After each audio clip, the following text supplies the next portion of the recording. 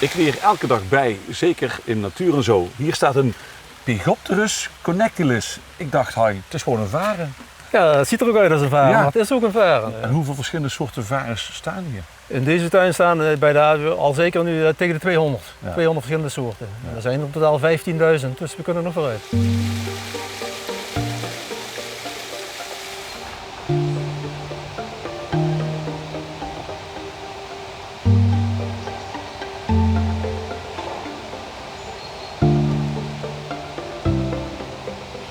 Ja, dit is de Dicksonia antarctica. Ja. Het lijkt een palmboom eigenlijk wel. De Nederlandse naam is ook een boomvaren. Ja. Voorheen hadden we hem in een hele grote kast staan. Maar als we hem nu een beetje beschut neerzetten en een beetje beschutting geven in de winter, dan overleeft hij het wel. Ja. Ik denk alleen maar groen. Saai. Saai, ja. Helemaal niet. Helemaal niet. Nee, dat is helemaal niet saai. Tenminste, als je van bloemen houdt natuurlijk, dan hoef je geen varens. Maar je kunt varens wel mooi combineren met bloemen. Dat is altijd, altijd mooi. Is er veel werk bij of dus niet? Nagenoeg niet, nee. De meeste mensen vinden het mooiste van de tijd is dat de varens in het voorjaar, dat die weer helemaal nieuwe bladeren gaan maken. En dan komen ze met zo'n hele mooie krullen uit de grond. Ja, en die krullen die variëren in alle kleuren, van geel tot rood tot bruin. Ja, en dat is ook het mooie. Ik denk bij varens altijd aan water, moerasgrond en zo, maar ze kunnen ook ergens anders staan, begrijp ik. Hè? Ja, de meeste varen kennen de varens uit bossen, maar ze staan ook heel veel aan het water. Dat zijn dan de koningsvarens, die staan graag met de voeten in het water. Maar er zijn ook woestijnvarens, dus die hebben het graag heel droog.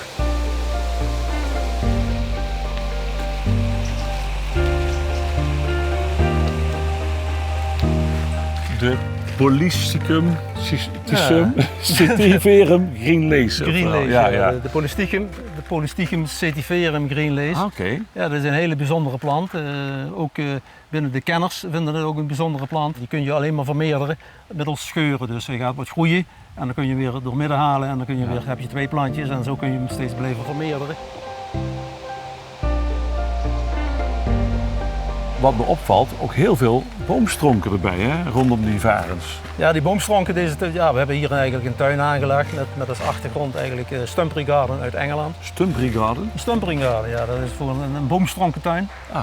En dat is in Engeland was het in de 19e eeuw was het heel populair. En dan in combinatie met varens. Maar dat is eigenlijk nooit overgewaaid naar de rest van Europa, want Engeland en Europa dat verstond zich in die tijd niet zo goed. Dus die gingen niet, aan deze kant van Europa gingen ze zich niet kopiëren van Engeland. De meeste varens houden dus van water en daarom ook de aandacht hier bij het water. Ja, we hebben er heel bewust voor gekozen om de Lommerboekenlossing die hier dwars door het park loopt erbij te betrekken. En vooral om ook weer een klimaat goed te maken voor koningsvarens. En koningsvarens die staan graag met de voeten in het water. En we hebben hier zelfs een hele bijzondere soort, dat is een bonte variatie, maar er is eigenlijk nog geen naam van. Dat is eigenlijk de voormalige secretaris van de Nederlandse Varenvereniging, die heeft hij eigenlijk zelf ergens ontdekt. Ja, nu heeft hij de naam gekregen Annie de Pina. Dus, Annie de Pina? Annie de Pina, ja, dat is de naam van die vrouw. Dus, dus daar staat Annie de Pina? Daar staat Annie de Pina op dit moment. Ja, zullen we hem nu dopen? Ja.